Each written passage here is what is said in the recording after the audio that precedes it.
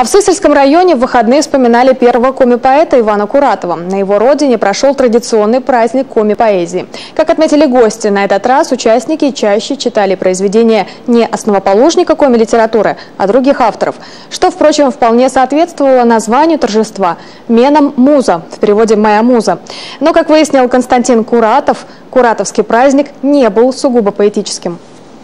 Маргарита Ермолина привезла в Куратово куклы-обереги. По словам мастерицы, назвать их традиционными для коми нельзя. Зыряне предпочитали делать талисманы из камней, бересты или костей зверей и птиц. Несмотря на это, нынешнее поколение в силу кукол все же верят. Тем более, если сделаны они из шерсти.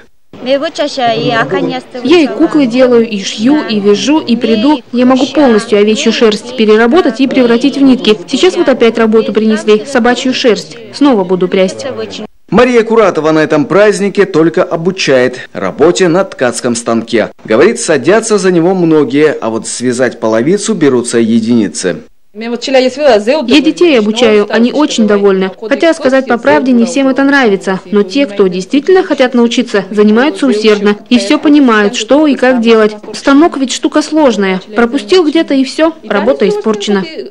На центральной площади села тем временем обучали всех желающих танцам. Кроме традиционного для села Куратова танца кебра-гыра, в коми он больше известен как шондебан, на мастер-классе изучали польку, падеспань, тустеп и краковяк. Со своей парой под правые ручки крутимся в одну сторону и в другую сторону.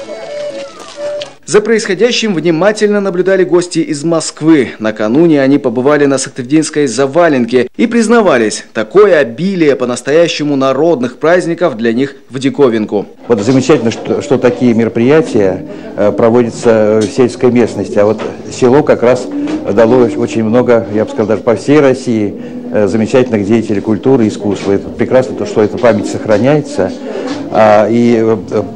Праздники вот эти, они действительно какая-то потребность нам души. Ну и, конечно, в этот день звучали стихотворения. На отдельной площадке их читали и именитые авторы, и самые юные жители села.